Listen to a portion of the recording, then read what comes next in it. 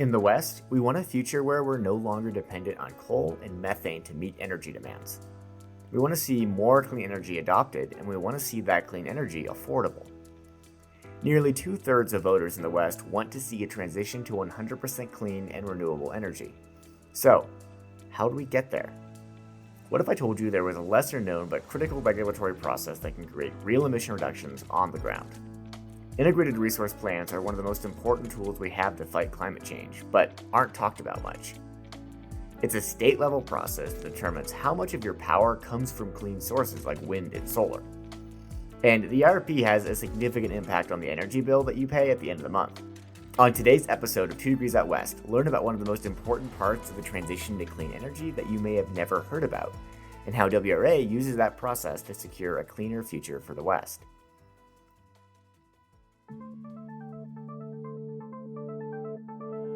Welcome to 2 Degrees Out West, a podcast for advocates and decision makers seeking solutions to climate change and its impacts around the West. On 2 Degrees Out West, we talk with climate experts and advocates to bring you the stories, experiences, and insights from their work in the places we call home. On today's episode, Integrated Resource Plans. So welcome to 2 Degrees Out West. Can you tell me first who you are and what you do? Yeah, thanks for having me on. My name is Claire Valentine. I'm a senior policy advisor in our clean energy program here at WRA. I'm on our Colorado state team, and my role involves developing advocacy and policy positions related to accelerating decarbonization in the electricity sector. So I do a lot of our work in Colorado as it relates to topics spanning rate design, to demand-side management, to integrated resource planning, and all sorts of other energy-related topics. Claire spends a lot of her time advocating on behalf of WRA in front of people that make decisions about energy. I'm working on some relatively long testimony on this topic as we speak. She says much of her work focuses on guiding the IRP process. So, to start, I asked her what IRPs are. She gave us some helpful ways to think about them. I think the most colloquial way that I could explain integrated resource plans, which is a very complex topic, is that they're generally utilities' plans for keeping the lights on as supply and demand changes over time. And so you can think about the electricity system as a dynamic system, right? So for utilities to keep the lights on, they have to respond to changing levels of supply and demand, both in real time and from a planning perspective. Customers are entering and leaving the system. People are adopting new technologies like electric vehicles, and our changing climate patterns are also impacting energy demand from things like air conditioning. And simultaneously, utilities also have these older generation facilities that are retiring, and customers are adopting behind the meter generation. And we also, of course, have policies driving new renewable energy and the retirement of fossil fuel resources. So integrated resource planning is really how utilities plan for the generation resources that are needed to respond to all of these changing factors associated with both that supply side, whether that's wind, solar, other types of resources, and the demand side of the customer consumption. It's the process through which utilities estimate how much power that they're going to need to deliver to customers, and then figure out which and how many electric generation resources that they need to do that over time. If you've ever wondered how something as complex as an electric grid is kept stable, IRPs are a significant part of that. In addition to keeping the lights on or keeping the grid stable, Claire says integrated resource plans are also a tool to accomplish other tasks. So I'll emphasize, but it's not just about keeping the lights on. Integrated resource planning is also about optimizing for other objectives like keeping costs low and decarbonizing our electric system. The phrase integrated resource plan sounds confusing, but an IRP is just the plan for where your energy is going to come from. As a quick note, we're referring to IRPs as one thing in this podcast, but in Colorado they're called ERPs or electric resource plans. As Claire said, IRPs can be complicated, but that's because the energy system can be complicated. Part of integrated resource planning is trying to predict the future. And so what a utility is doing is trying to forecast what they're expecting customers to have as far as power demands in the future. And they're also trying to forecast the exact characteristics, operational parameters of different resource generation technologies. Those plans include figuring out how renewable resources like solar or wind can help meet energy demands. So now that we know what an IRP is, a plan that explains how utilities will meet energy demands, how do they work, and how are they created? So to zoom way out, integrated resource plans are one of many types of regulatory proceedings. And if folks are generally unfamiliar with that, I would recommend that they listen into our episode on public utilities commissions, which features my colleague Deb Kapeloff, and she gives a fabulous description of the process. But to be very short about it, the largest utilities in the interior West are regulated by state public utility commissions. And these commissions are essentially tasked with ensuring that investments made by the utility are in the public interest, that the utility is delivering reliable power at a reasonable cost, that the utility is complying with applicable state laws. That's the role of a regulatory commission. And so the integrated resource planning process is one of the processes that a public utilities commission oversees. So generally, these public utilities commissions require the utilities to file integrated resource plans at specific cadences, somewhere between 2 and 5 years typically. And so from a really high level perspective of how IRPs work, utilities come up with their integrated resource plans with all of those pieces informing that level that they're forecasting of power demand and what they plan to do about it to meet that power demand. And then they file that with their commission. And that's the opportunity then for interested stakeholders or the public to engage and provide comment on those plans. And then the commission will ultimately decide whether the plan is adequate or if it should be modified or denied. But the details of that process and what exactly is included in these IRPs does vary a lot by state. But that's the high level regulatory process for how an IRP works.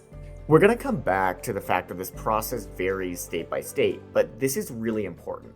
Each state's energy planning and regulation process can vary widely. Good processes and rules can help make sure you're getting the best possible deal on energy, but also make sure that energy comes from the cleanest possible sources. Without question, the IRP process has the greatest influence of any regulatory process on an electric utility's greenhouse gas emissions. This process is where utilities and the commission are making decisions about whether and how long utilities are keeping coal online, whether the utilities are investing in new gas-fired resources or picking other technologies, whether utilities are trying new things like piloting clean technologies like long-duration energy storage. If you only take one thing away from this episode, it should be that IRPs are a critical tool for seeing clean energy on the ground. Claire mentioned more on both the long-term and the short-term impacts of state-level IRPs.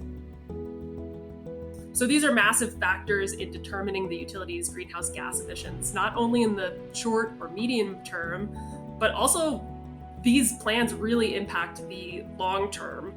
The investments that utilities make today through integrated resource plans are going to be online for decades to come. So in short, WRA engages with IRPs because these plans directly impact greenhouse gas emissions from the electric utility sector in a massive way. And so we really have the opportunity here to advocate for modeling, processes, policies, and other types of mechanisms to ensure that the commission and the utility are really appropriately valuing the merits of clean energy, and also that they're understanding the costs and drawbacks of new fossil fuel resources.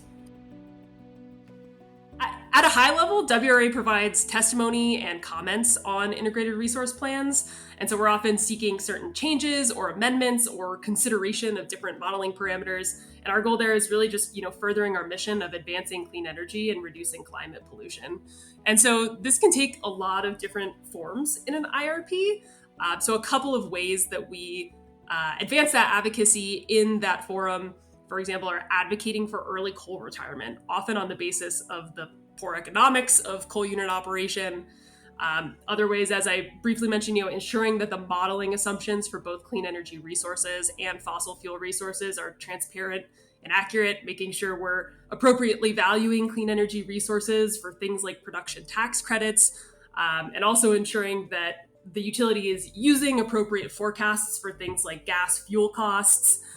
Another way that we would engage in this process, things like advocating for modeling of resource portfolios that reach certain greenhouse gas emissions reduction thresholds, or accounting for the social cost of carbon, and just ensuring that the utility is sufficiently considering opportunities for greater levels of energy efficiency and demand response. So a lot of our advocacy revolves around as well just leveling the playing field to make sure that things like clean energy, energy efficiency, that these can compete fairly with more traditional resources.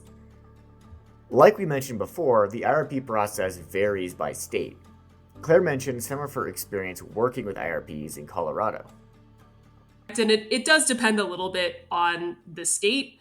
Here in Colorado, the procurement of new electric generation resources largely does go through the integrated resource planning process, or here in Colorado, we call it the electric resource planning process. And the process that the utility goes through to acquire those resources, they put out this request for proposal, they get bids for those resources. That's all done through a very formalized commission process where the commission then reviews all of those proposed projects and approves a portfolio. In some other states like Arizona, there's a little bit less oversight of that procurement process. And so, for example, in Arizona, the utilities can move forward with requests for proposals for new resources without as much commission approval. And so that kind of points to the need for some of these processes to be robust and transparent. There's a ton of variables that are considered during the IRP development process.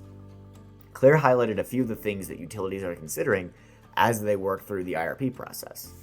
Yeah, so as far as the components of electric resource plans, there's a number of pieces that go into this. I think, as I've mentioned, there's this piece of the load and the sales forecast. So the utility uses a ton of technical assumptions, whether that's things associated with forecasting EV demand and load growth, whether that's the addition of data centers and their load, and those pieces to really determine their expectations for how demand on the system will grow over time. In addition to that, system modeling and expansion is a key part of integrated resource planning. So utilities will typically assess their existing system, the resources they have, proposals for coal retirements or other unit retirements, and then conduct a degree of what's called capacity expansion modeling, which is a tool that helps utilities determine the optimal resource additions to meet the electricity needs based on whatever model constraints are entered.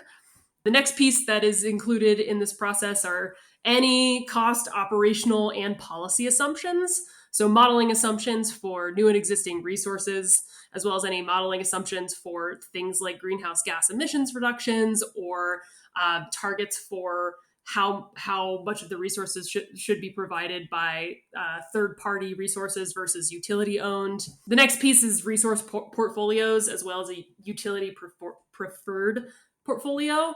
So often utilities will provide multiple examples of new resource portfolios that meet the forecasted energy and demand needs while optimizing for different objectives, whether that's greenhouse gas emissions reductions, whether that's optimizing for low cost or various just transition type parameters. We'll often pick a portfolio that they consider their preferred portfolio of how they want to move forward. And then the last component of the plan is typically how the utility will implement its plan and how it's going to acquire those resources. Claire is one of WRA's subject matter experts that can provide expert testimony when Colorado's Public Utilities Commission is considering a new resource plan. She broke down some of the things that she is looking for in an integrated resource plan. So there are 4 pillars that we like to think about as far as effective IRPs at WRA. So to dig into those a little bit, we like to see IRPs that are comprehensive. So an IRP should accurately model the full suite of costs, system impacts, capabilities, and value of available energy resources. That's kind of what I was mentioning with the modeling of, ensuring that we are properly accounting for all of those pieces. The second pillar that we have is ensuring that an IRP is aligned. So IRP should be meeting planning requirements like affordability, safety, and reliability, as well as state policy directives like clean energy standards or pollution reduction obligations. One quick note, these pollution reduction obligations are often set by the state legislature. When a state decides that they're going to try and reduce their emissions, often the work to actually meet those benchmarks is done through a Public Utilities Commission and this IRP process. The third pillar is that IRP should be trusted. The IRP process really works best when it's transparent and when it's well vetted, and when it includes that stakeholder input in a way that's fair, such that we can provide this type of feedback on how the inputs and assumptions as well as the outcome of the IRP might affect different groups and communities, and that there should be a competitive process as well. And finally, the fourth pillar there is that an IRP should be impactful. It should be subject to commission review and approval, and a utility's subsequent resource-related decisions should be consistent with prior IRPs. They shouldn't be walking back any sort of emissions reductions commitments or otherwise being contradictory to any sort of prior commission decisions. When looking to see these things implemented in an IRP, Claire said there's a variety of partners, stakeholders, and collaborators WRA can work with. There's often many different stakeholders that are interveners in those types of cases with us. So in addition to WRA, we often engage with our other environmental allies from other organizations. Obviously, like the utility itself is a key party in those proceedings. Commission staff, the consumer advocate is a key party. There's often many trade associations, whether that's for renewable development, whether they have a focus on transmission development, environmental justice communities and other governmental entities, whether that's cities. Or, for example, in Colorado, we often see the city of Boulder and the city and county of Denver. It can be very important and can help facilitate everyone's objectives in these types of proceedings to try to coordinate and align to find recommendations that can help improve IRPs. One thing you might have noticed, Claire hasn't talked about federal involvement really at all. State level action and the regulation of IRPs is more important now than ever. With the changes that are occurring at the federal level, we're potentially staring down the barrel of an immense and unprecedented unraveling of decades of environmental protection law and policy, ranging from the National Environmental Policy Act, the Clean Air Act, the Inflation Reduction Act, and more. And so IRPs are really a powerful and critical tool that state agencies can use to ensure that we're transitioning to energy systems that are clean, affordable, and reliable. Again, the impact of the IRP process can depend on the state. If a state has a really good IRP process, it means it'll be much easier to get affordable, clean, and sustainable energy sources. And with that said, some of the states in the interior West have more robust and more transparent planning processes than others. So there's certainly work to be done on the state level to continue to reform that. And it's, more important now than ever. Since Claire works mostly in Colorado, she explained how the IRP process works. We have a two-phase process.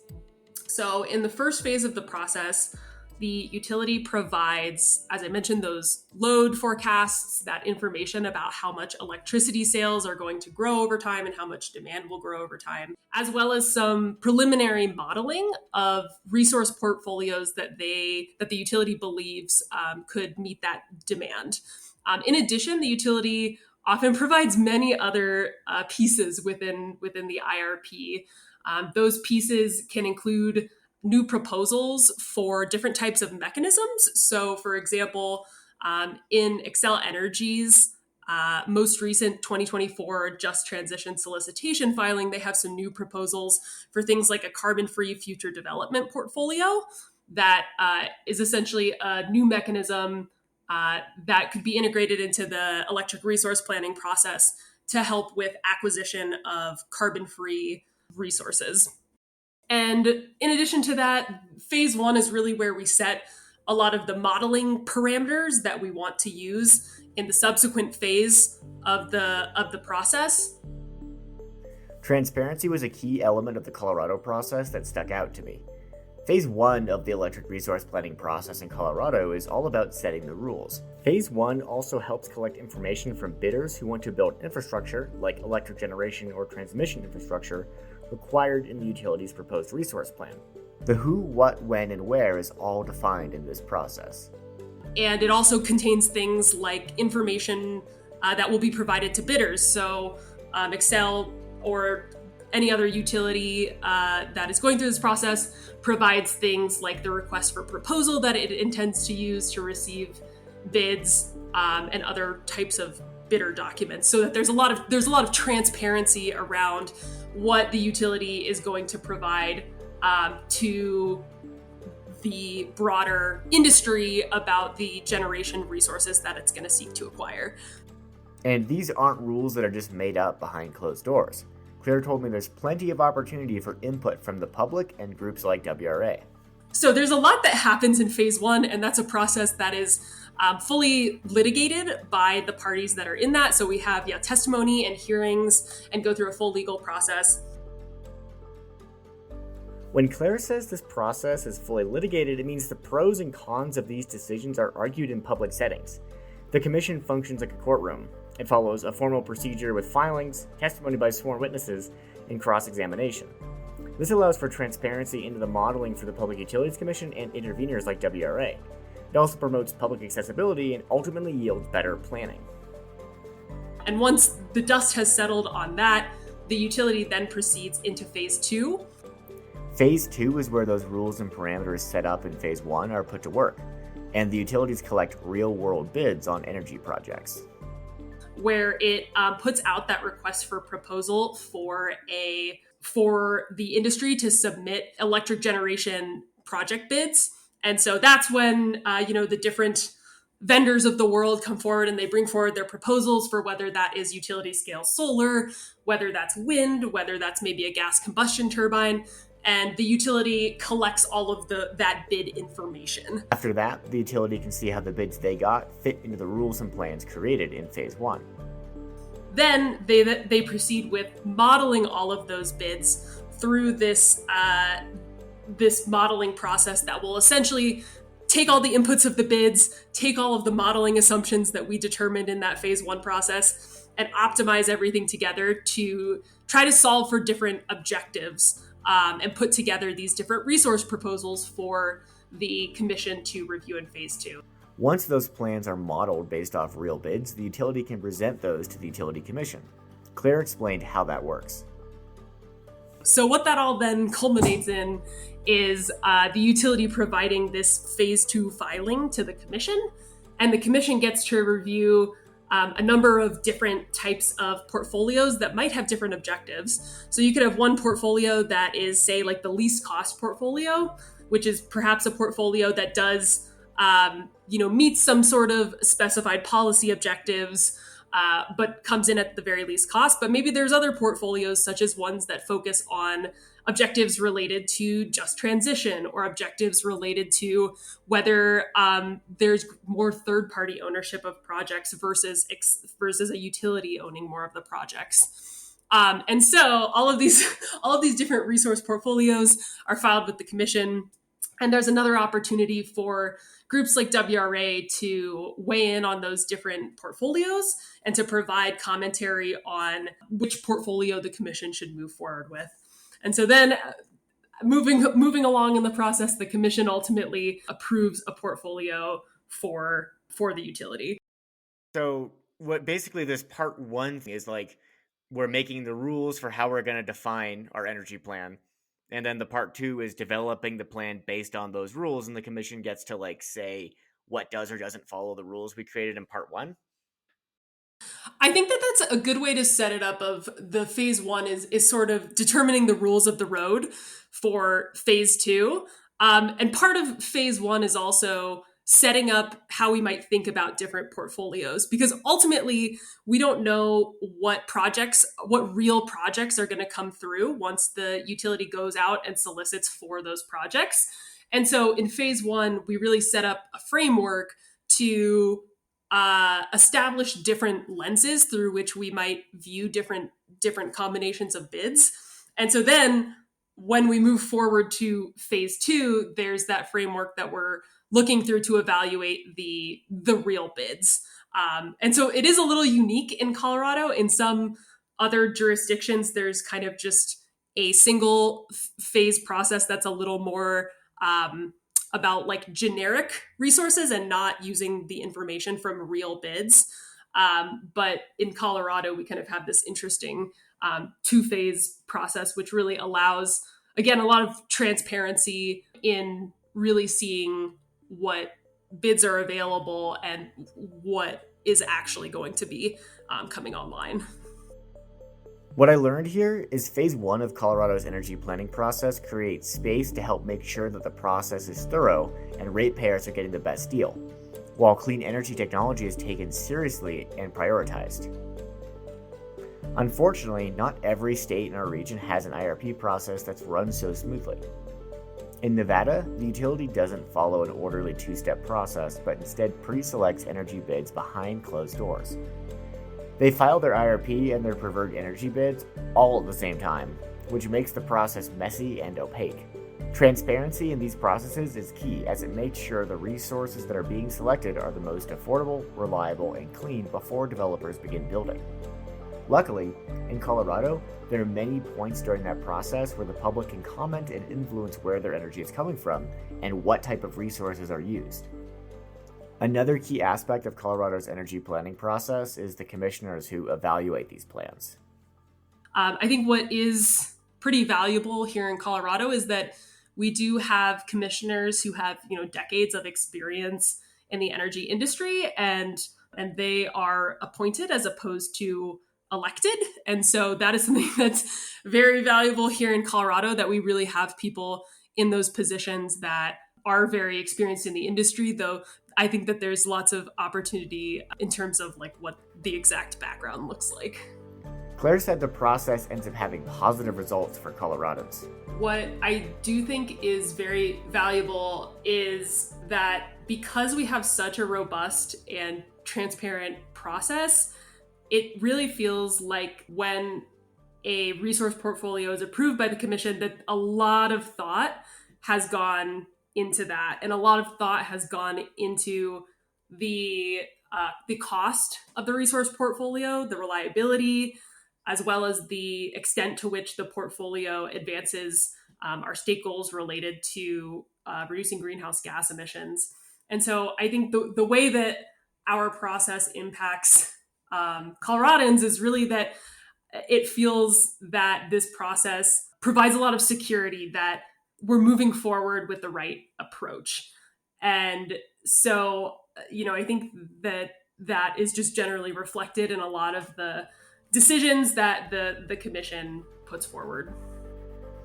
She also said that it provides an opportunity for organizations like WRA to advocate on behalf of communities and the environment.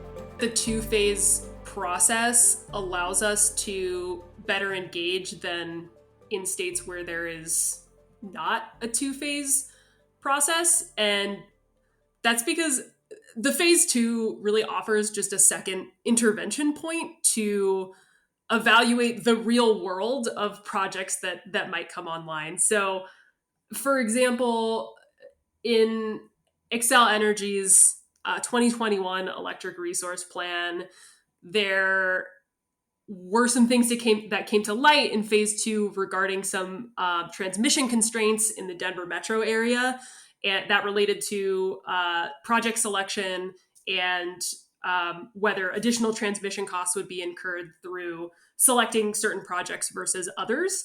And so that was not an issue that really came to light in phase one. And so I think that was an example of a value that was provided through that phase two process to be able to see how some of that additional modeling played out. And I do think that the other real value of this phase two process is getting to see the real portfolios that optimize for different objectives. And so being able to, see a group of resources that maybe reduce greenhouse gas emissions by a certain amount, and seeing another portfolio that perhaps is lower cost but does not reduce emissions as much, and being able to, weigh some of that and to be able to offer additional commentary on, why there's value in pursuing a portfolio that offers deeper decarbonization is something that's very valuable. And I do think in states that have a more limited one-phase process, that there is perhaps less of an opportunity to get some of the modeling scenarios that you can get by, as we discussed in how phase 1 establishes the rules of the road. We really get to see that play out in phase 2 and be able to use that information to make informed decisions about which portfolio to move forward with. What can we learn from Colorado and Colorado's energy planning process?